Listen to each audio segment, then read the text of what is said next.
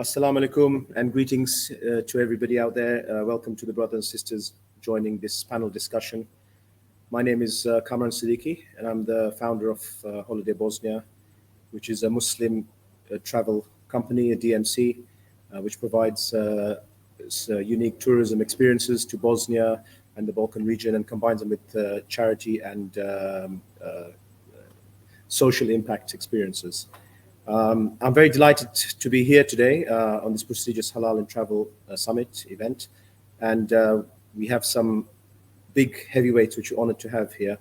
I think these people are some of the leading people in the Halal travel tech platform industry. And we're looking very much forward to hearing what they have to say about the latest innovations in this industry.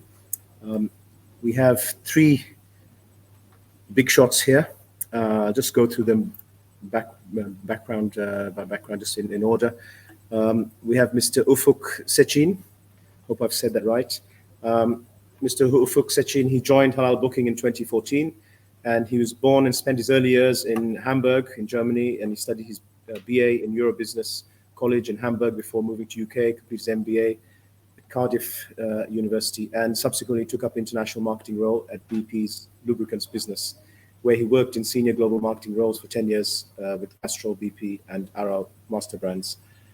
He's, as I said, the CMO, the Chief Marketing Officer for HalalBooking, and he's traveled the world visiting halal-friendly properties and is an expert on marketing for the sector. Born and raised in Germany and having lived in UK, Turkey, and other countries, Ufuk has established many business contacts in various parts of the world. So welcome, Ufuk. Assalamu alaikum. Wa alaikum salam. We have Dr. Hussain Sani as well joining us. Dr. Hussain is Managing Director of the Maldives Halal Travel and Halal Weekly. He's an academic with a background from business management and an entrepreneur with over 15 years of media, tourism, business, PR, marketing, and event management experience. As the CRO of the Maldives leading media and marketing company, Dr. Sani and company has created unique products including Travel Made Maldives, Corporate Maldives, and MV+. In addition, events such as the Gold 100 Gala, Guest Houses Maldives, Conference, Travel Trade Maldives, Expo, Marketing Forum, and Business Expo. In terms of publishing, Dr. Sani and team has over 10 different publications in the country. Furthermore, he has represented Maldives tourism internationally in over 35 international fairs and expos, as well as conferences in Spain, Sri Lanka, and Maldives.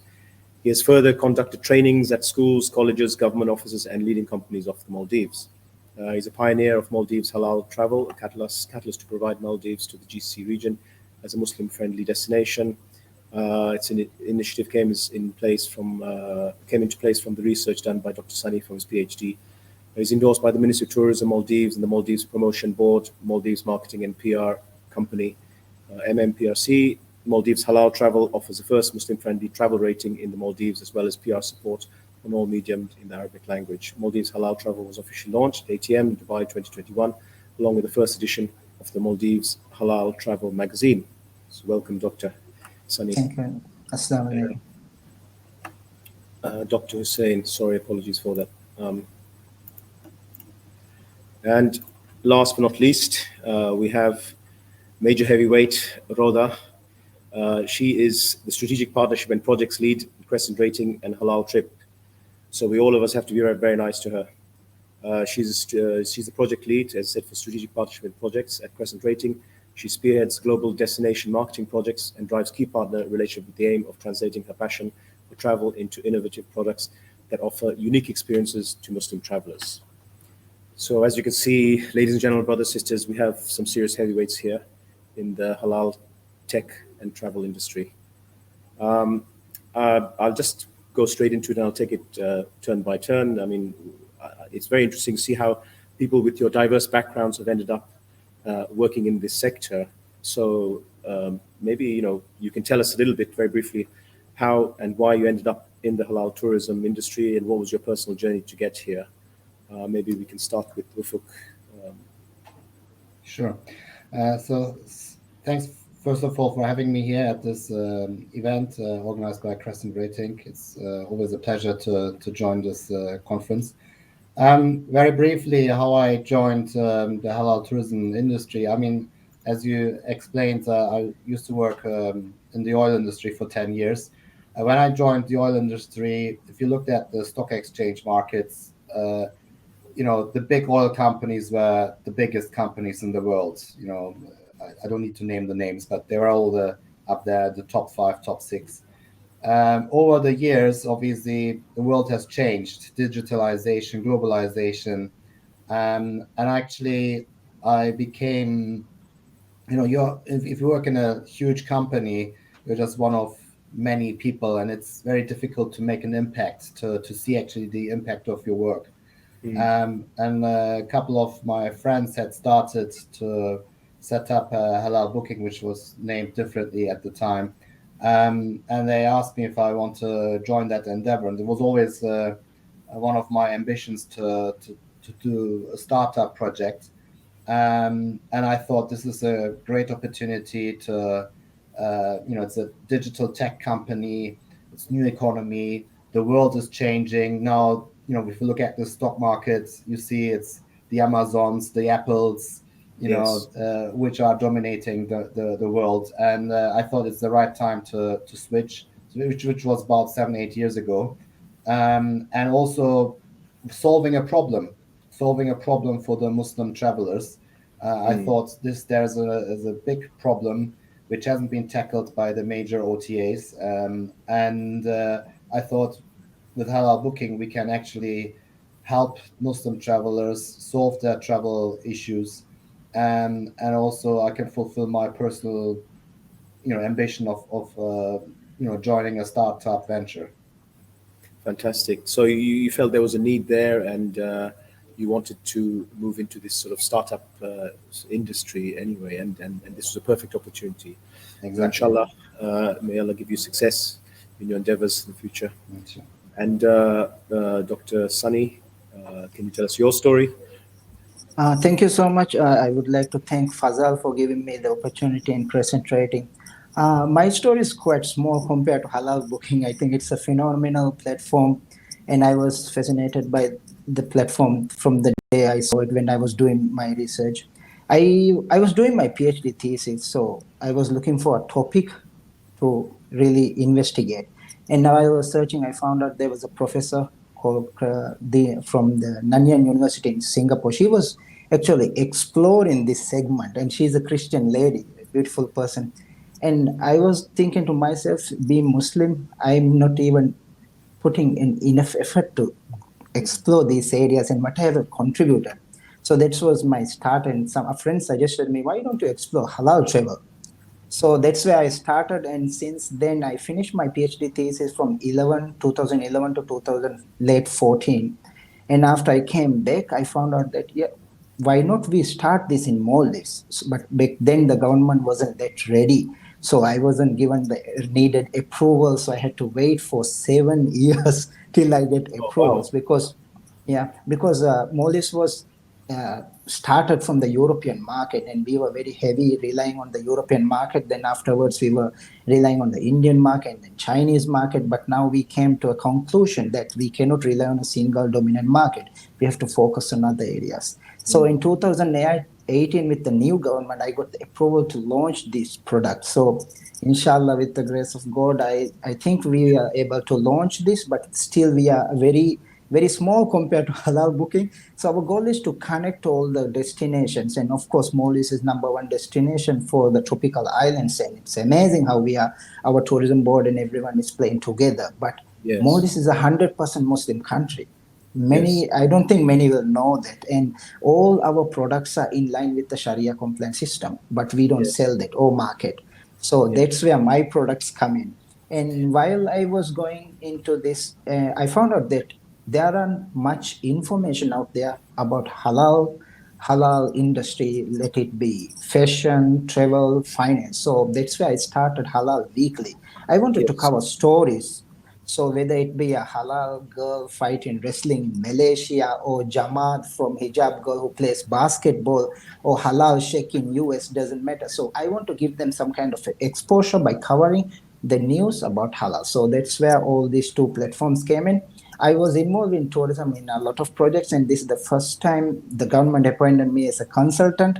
for the 5th tourism master plan, and hopefully we will put something about halal travel in it as well.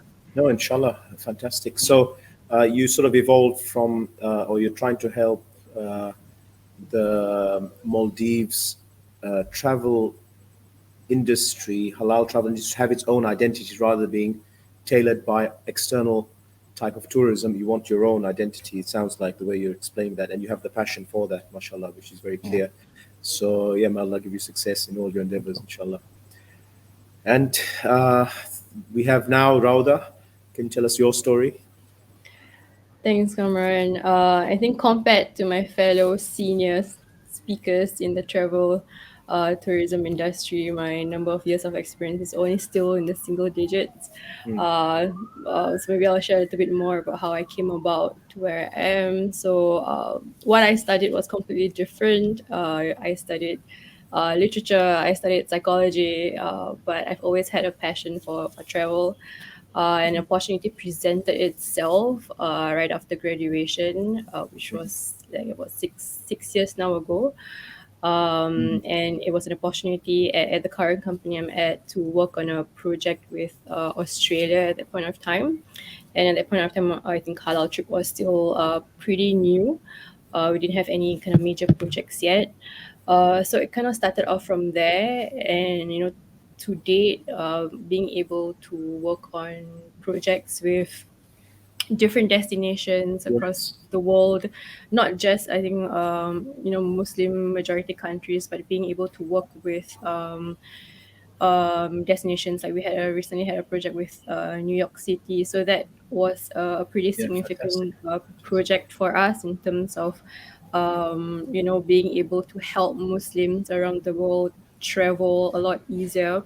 I think that comes from my personal experience, going around and being able to access information easily as a Muslim traveler, and being able to do that for other Muslim travelers now has just been really rewarding. Fantastic. It's very clear. Like the other guests, that you're also driven by your passion to do something for the community as well as your passion for travel. And I think you've been there since the early years of CrescentRating. Is that right? If I remember. For HalalTrip, because CrescentRating has been around for maybe about 13 years now. So HalalTrip. Yes. My beard was black when CrescentRating started. Now it's kind of, I remember that. So you've been around since the beginning of HalalTrip's journey. When we acquired HalalTrip, so it's been about 6 coming to 7 years.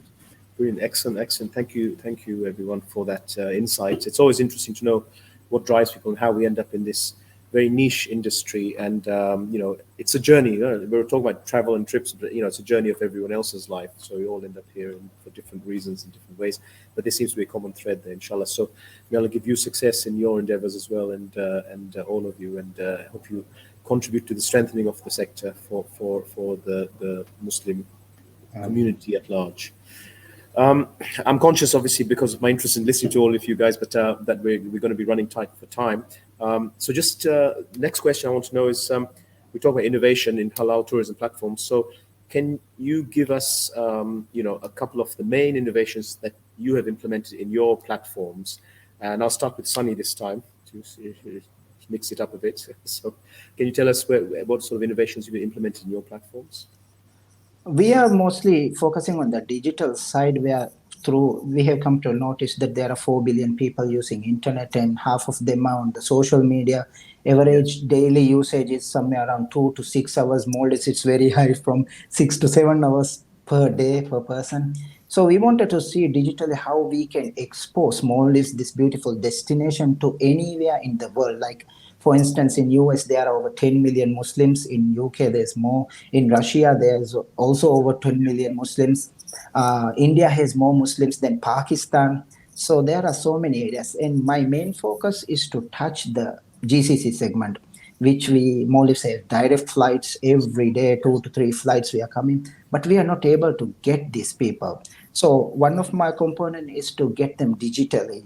We create the content, we do all kinds of advertisement digitally, partnering with several companies. We also have a company in Dubai where we partner with them and try to focus on So in terms of innovation, not that much innovation. I was a little bit focused on the digital side of advertising, but most over 90% of our work is online.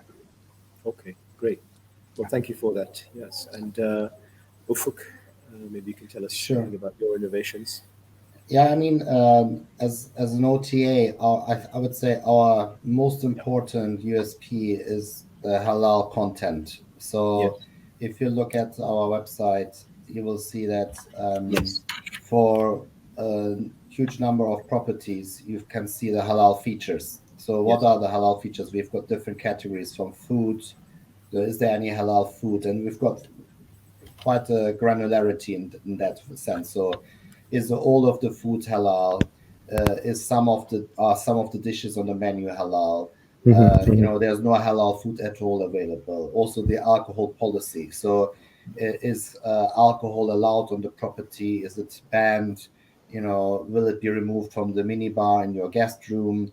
So basically, whatever the halal food and the alcohol policy is, we display that on the website, and then people can choose the filters to find the right property in the respective destination. But what is more important than the food and the alcohol, which is hugely important, is depending on the type of trip you're planning to do. So if you're going, for example, on a annual family holiday with your wife, your kids, and you want to do swimming, sunbathing, etc., then other halal criteria become more important. So, for example, what's the ladies' only privacy policy in terms of the facilities for pools, outdoor pools, indoor pools, beach areas, spa facilities, etc. So, do they have ladies' only facilities? Yes or no? Is it all the time for ladies' usage, or is it at certain hours? So we basically display all of that information, and then users can choose the property they want to use. For example, over the winter period, we introduced a new halal filter, which is called, it's the in-room seclusion information. So we were just talking about the Maldives. As you know, in the Maldives, there are a lot of villa resorts, so beach pool villas, garden villas, etc. And what our customers would like to know is which of the beach pool villas provide actually seclusion. So for a lady who normally is in a hijab, is she able to freely swim there in her bikini, for example, and do sunbathing without being seen? So we basically collect that information. Is the beach pool villa fully secluded, or is it maybe mostly secluded, or is it semi-secluded or non-secluded? So we got 4 different degrees. And when we say, for example, have a villa which says it's mostly secluded, so certain areas you still can see the pool, which would basically mean you have to be very careful if you want to swim in a bikini there. Can it be made fully secluded? So we also ask that question. And if a booking comes through HalalBooking, the property knows that they need to provide full seclusion for that particular villa. So it's the type of information we collect, and then we expose to customers so they can choose and book the right property for their holiday, for their particular trip. I mean, how easy has it been to collect such information? Because you're really going deep, drilling deeply into that sort of data, which is excellent, of course.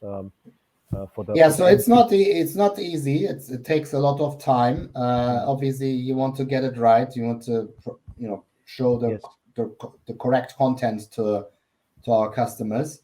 So it's slow progress. I think we've currently got about 30,000 properties where we have the halal content collected, and our ambition is to, by the end of the year, to show halal content for 50,000 properties on the website.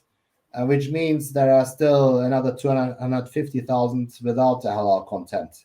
So over time, eventually, we will have collected all the content and for all of the properties in the world, and then customers can have a wider selection in more markets and more destinations. So we could say that the innovative part of, or one of the innovative areas of your work has been being able to get really detailed data on different type of segments of the tourism experience for the Muslim traveler. Fantastic. Absolutely. I mean, that's the most important feature which we show to the customer. So if you go to another big OTA, you still have the same information about the property, the room pictures, the prices, all the other facilities. That we can get that from there anyway. What you can't get from there is what we've got is the halal content. So combined, it makes it a unique. And then the other thing is our platform is like an ecosystem. So Muslim travelers book on our platform predominantly, and we have small number of non-Muslims, but majority is Muslim travelers, halal conscious travelers. So when they go to a hotel, they check out, they submit a review about the property. It's very useful. It's very unique in the sense that it comes from a like-minded person.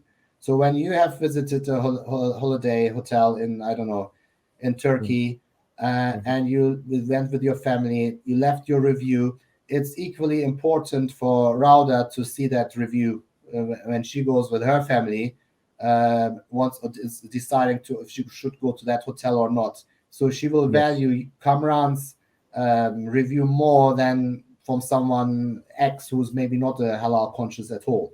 So that's the ecosystem part is equally important as well. Excellent. Great. Thanks for that, Ufuk. And Raudha, what sort of innovations are mainly been implemented in your? Yeah, I think for us we've looked at it in, I would say, three main areas.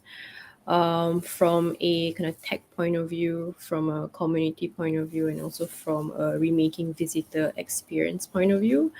So for the tech part, for a while, I think from probably the start of HalalTrip, we have developed, I think, features on our app, like the in-flight prayer calculator, which only we have, that allows you to calculate prayer times when you're on a flight. So I think no other app out there has that. We also have features like prayer directions with 3 different modes, like dynamic, static, and also map, which is the most accurate. So for a while, that has been one of our top performing features, and constantly we've been looking at how to improve that. And during the COVID period, our focus was more on rethinking the customer journey and the experience on the app. So we have these popular features. We have the app that people use. How can we better improve the UI and UX so it becomes it remains relevant, especially through the times, and from the feedback that we have got, we've set up a task force within our team to really look at the different pages on our apps, how we can better improve the design, how we can better enhance the features, so we can really make it a lot easier for users when they're using these features on the app. Excellent. So the experience is your main focus, innovation on the experience end of the business. So that's more on the tech part, on the app side of things, and on the community part of things. Also, I think COVID has made us reevaluate a lot of things, and based on our research, then at least where we are based in Singapore, home-based businesses are very popular. So there are a lot of home-based businesses, not just selling food, but also selling many different crafts. So we noticed that these businesses were struggling during those times, and that has become an area of concern that we wanted to kind of help these businesses through our platforms and giving them providing content, creating content, giving them the promotions. So that's an area that we have been looking at, and where we want to continue to focus and see how we can better engage the community in that sense. From the experience point of view, I'd say it's more of the travel experience. As travel is now resuming, it's going back to normal. Those concerns that travelers used to have, like looking for authentic experiences, looking for real experiences, would remain the same now that you can go and travel. So what we are seeing now is like more of heritage experiences, as people are looking to connect better to the destination that they're traveling to. So it's not just it's not just about traveling for leisure. It's also Oh, yes, traveling yes. and giving back to the community and personal development, and that kind of goes back to our faith as well, right? So when we travel, Yes. sometimes we want to connect and be conscious of where we are. Okay, great, great.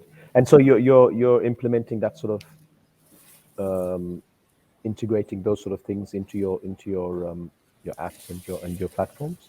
Yeah, so the in terms of the more experienced part of the story is more of the products that we're developing. So the most recent one that we have is the Productive Muslim Retreat that we have. Yes, yeah, So yeah. that's in its 5th edition this year, which is the first time we're having in Uzbekistan. Yeah. So that's a really exciting experience for us, and we're looking at in terms of the reception as well. A lot of people are really excited, flying in from different parts of the world. And Uzbekistan is also a very special destination, right, in terms of Islamic history and Islamic heritage. So we're looking at people are interested to not just understand better the place they're traveling to, but also connect with like-minded individuals and really just better themselves spiritually and socially. Absolutely fantastic, fantastic.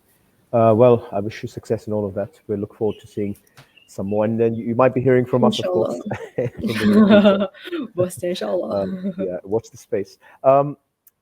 Yeah, I'm just conscious the time is very tight, and we've got still a lot of things which I'm really keen to hear from you. So I'll put this out open to everyone, anyone who wants to answer this. I mean, this is a general question for you. I mean, is there any sort of what type of technological advances do you think are playing a role in shaping the future of halal travel? Is there anything which jumps out specifically?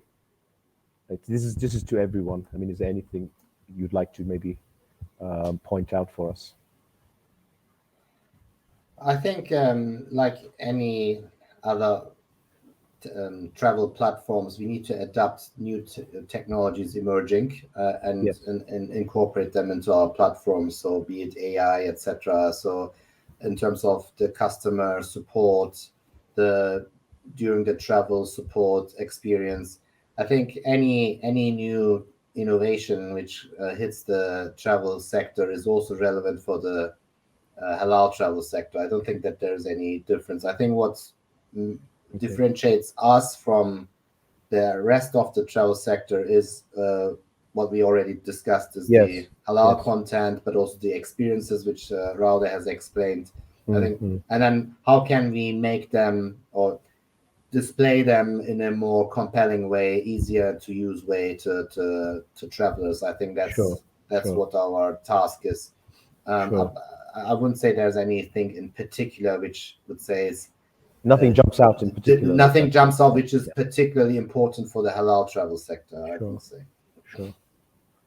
I was just thinking, I mean, just because it just came up in recent months, I mean, maybe in the future there's that sort of, metaverse and virtual type of travel where you can actually visit Maldives without actually having to go there. You can see that. But anyway, that's probably a bit far advanced.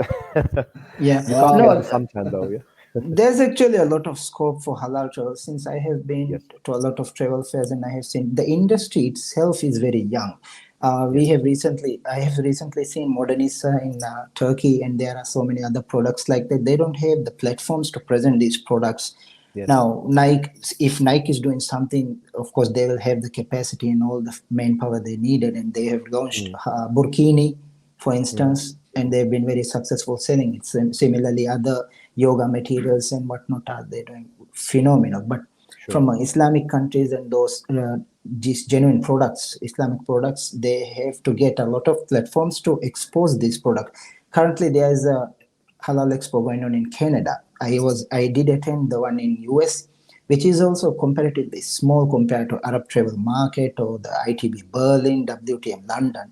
So these platforms are very vibrant, but at the moment they are very young. So it has to take a lot of time and effort to make it big platforms. So we need But I mean, a lot of anything time. technology-wise, I mean, in terms of technology, there's this sort of major. These are more like the network, shall we say, rather than the technology. The easy part for us is we can have halal metaverse, like HalalBooking. Or I'm we looking can just forward to that. Yeah. so there's scope for everything. If it's gonna come, it's gonna come from people like you guys, right? So, Hopefully. so we'll keep an eye out for that.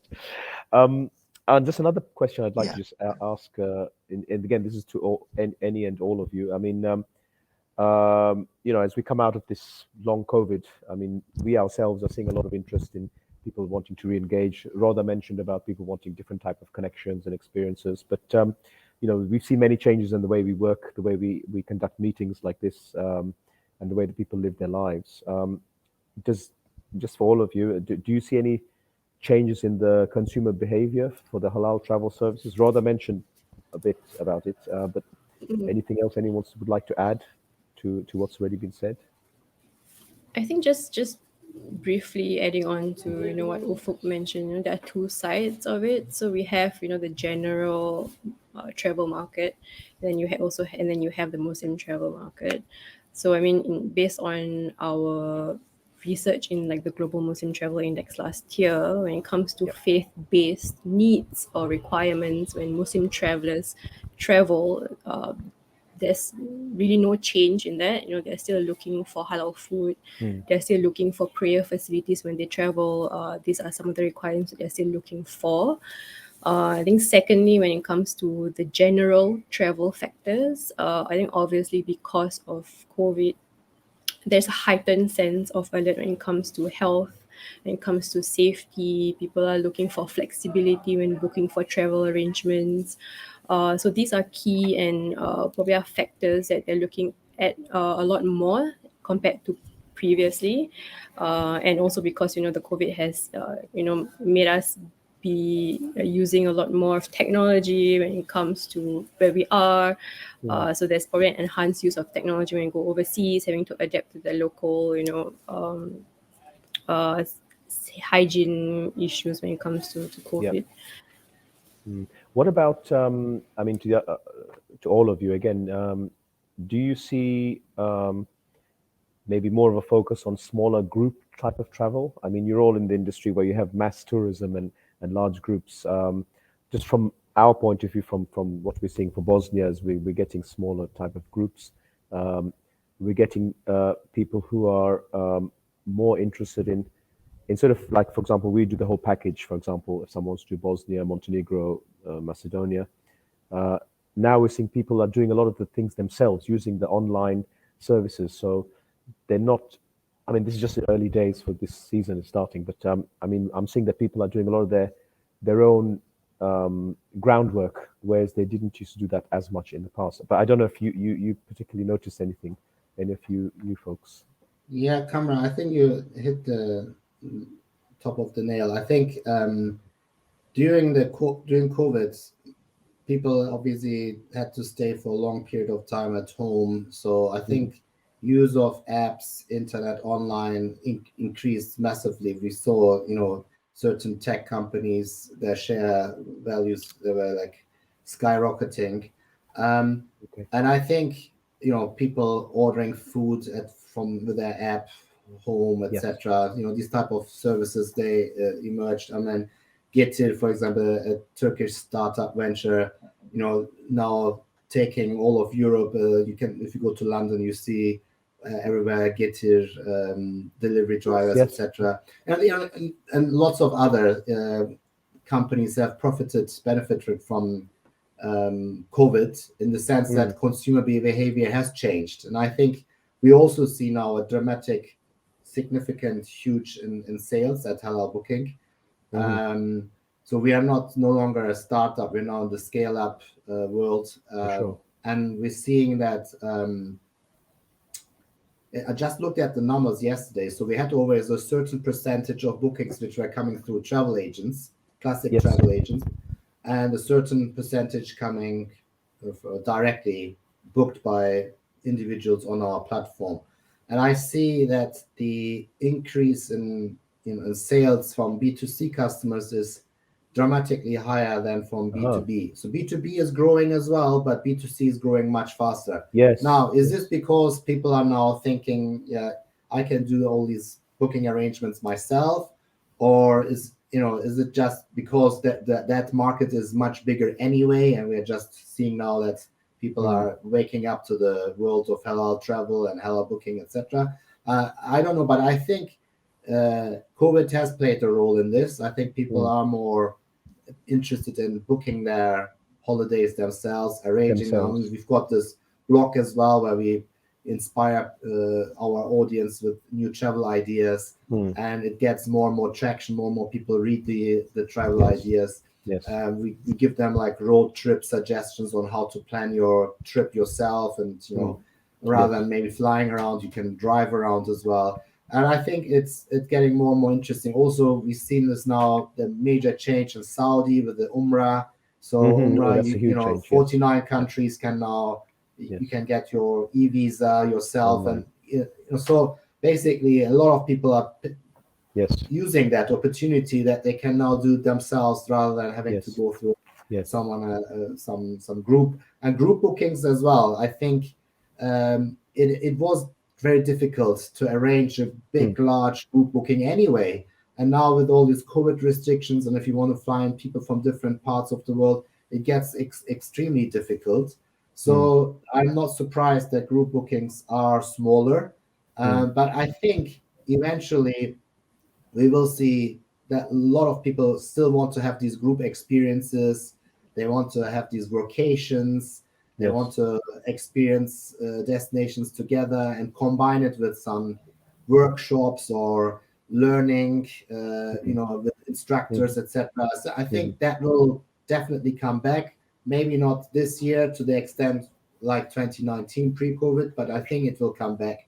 I think what will change more is the need for business trips. I think we will see business trips will reduce significantly because of Zoom, etc. You can have these meetings. So I don't think that there is this huge requirement for every single meeting to jump on the plane and meet in person. You will still do it, but not to the extent I think before. Yes. So this is some significant changes in the lifestyle of people around the world. Is there anything you want to add, Dr. Sunny, Raudha, to what Ufuk has said? And I think he covered most of the part. For us, it's the virtual reality, virtual tour. Maldives, one of my previous companies, we launched the Maldives virtual reality, where you can dive in and check these resorts real time. So it's a 360-degree view and everything, which we have been giving this service. Then the other one is virtual reality, where Maldives is representing the service in one of the most of the fairs that MMPRC is represented. Visit Maldives booth, so they can see the underwater, they can see underwater restaurants. All these features are there, and also time to time we run. The government runs some programs through Snapchat, where you can also just screen the QR code and you can see virtually some of the amazing images in real time. So these are some of the minor changes. Yeah. Great, excellent. That actually reminds me, when you were talking about this stuff about using the technology, and you said as travel technology penetrates the tourism market, the halal market more and more, how do you think that the traditional travel agencies can remain relevant? Is there future for them? Do they have a role to play? As I said, just from our own experience in Bosnia, people are booking their own flights, they're booking their own hotels, they're booking their own tour guides, So I'm just wondering, I mean, we're a DMC, we're at the other end, but we see that from the travel agency point of view, things are changing a lot. So I don't know if you'd like to say something about that. Maybe Raudha, you'd like to make comment on that first? Sure. I understand what you mean, but I think probably the best way is to adapt, be flexible, and be flexible in terms of what's trending in the digital space, in the tech space. Just like what Ufuk mentioned about the Umrah visas, being able to DIY trips, that itself has opened up a whole new realm, in terms of the different kind of travelers. It's created a demand, and so there's increasing competition to cater to the needs of those doing Umrah on their own. So these are developments will continue to have an effect on travel industry players like us, and the best way is to. Sorry to interrupt you. Just, I mean, those traditional Hajj and Umrah companies, they've been sort of, I wouldn't say devastated, but with this, what Ufuk was mentioned, the online visa situation, a lot of their role has been taken away.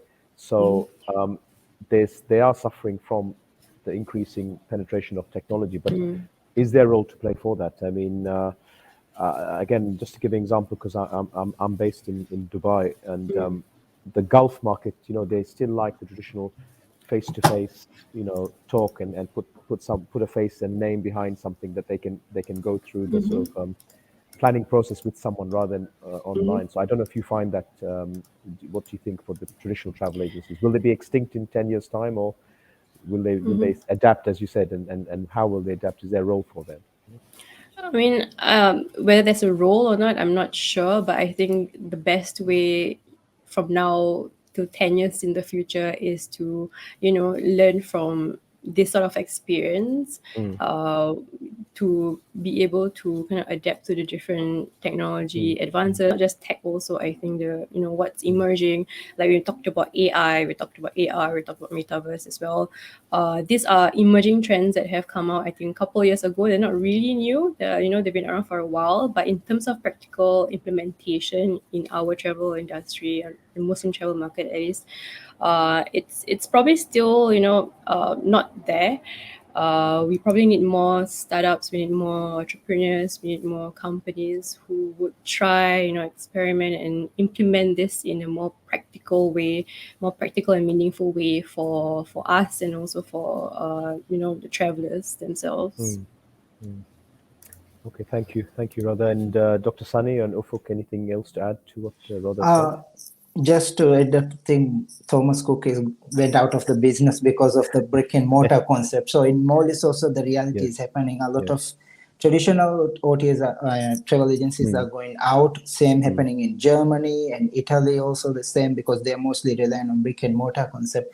So because everyone is going digital, and like I said, 2 billion people are using all these softwares and social media stuff. So everyone it is easy and it is convenient, it's cost free. And so I think, I don't know, it will be completely eliminated, but I think they will remain to some extent, because of their focus market is the boomer generation. So they pretend they will go. Yeah, it seems like that. Yeah, I mean, from my perspective, the trend will be less agents, but the ones will survive who can offer some value-added services to their customers. Package. There will be still customers who want a package tour. They want that personal advice, recommendation. They want that assurance that if something goes wrong, that they can grab someone and hold someone accountable so not all consumers behave the same. So there are still consumers who want that type of service, and those travel agents who can provide the best service to serve that audience, they will survive. They'll we have as HalalBooking, we got 3,500 travel agents worldwide who use our platform. And the number is growing every day. We get new affiliation requests. So there is a market for it. But we also saw... They probably have to become niche, but we also saw lots who went bust, unfortunately, because of COVID. So it's a major shift at the moment happening in the travel market. Yeah, so they have to provide... I think they need to evolve. And as you said, they need to think of where you can't find something online, with the personal touch and something more, as you said, specific. I'm conscious we only have about 3 minutes left, so I was going to ask very quickly, just one word, because all the time we're looking at the future of the world. How would you address the issue of sustainability within the halal travel sector? Just 1 point each. Let's start with Dr. Sani. I think the Muslim market is growing, so the conversion rate is also very high when you consider US market, UK, even the Russia. So it will be sustainable in the future, and we have seen a lot of new innovation, new products coming into the wind. So it will be a great success in the future. Okay, great. Ufuk, how would you address the issue of sustainability within halal travel? It's a big question. I don't think we have time to discuss all parts of it, but I think at the moment we are seeing halal tourism market is growing fast. There will be at some stage, I think we will come to a stage where then we will have sufficient hotels, properties serving the market, then sustainability will become a more important criteria for the travelers when they make choices. So those providers which have more sustainable, more eco-friendly, etc. Eco-friendly, they will be preferred by the travelers. But I think at the moment we are in the growth mode. I think sustainability issues are not such a big point at this point. It's not a top priority at the moment. No. Okay. And Raudha, anything to add to that? What's already the esteemed? Yeah, I think just very quickly, because it's quite a big loaded question to answer, but I try and summarize it. I mean, I think sustainability has been an issue that it's really important to us, important to the travelers that we cater to when it comes to the retreats that we have. In terms of the trends that we identify in our reports, sustainability has been one of the top factors and it keeps coming up. So I think there's a growing awareness. As it's been there, it's always been a concern. In terms of implementation, I think in terms of how we actually address it when it comes to the travel packages or the experience itself, I think there's a lot of room for improvement. I think that remains to be important, but it will continue to probably still remain a priority, one of our top concerns. If anything, COVID has probably accelerated the concern to the community, to the environment, and we may probably see more from companies and the community itself, because sustainability is, in fact, it's also part of the faith, right? When we travel, it's an important factor for us as well, giving back. So we continue to do that in the retreats that we do, the proactive Muslim retreats that we do, and similar sort of travel tours. Thank you so much, Raudha. And with that, I think we'd like to wrap up. We've got a minute left, so I would like to thank all the panelists for this fantastic, engaging discussion. I've learned a lot just in the last 40 minutes. And I'd like to thank also the audience. Thank you, brothers and sisters, ladies and gentlemen, for joining us and joining the session in Halal and Travel. Especially like to thank Fazal, because he's, if you like, the godfather for the travel industry in Halal. And, he's brought us all together. He's arranged these events, which is fantastic for bringing Muslims from around the world together. Do please check out all the other sessions. A lot of work has gone into this event, and there's a lot of interesting subjects to discuss. With that said, thank you very much, ladies and gentlemen, and thank you very much, panelists.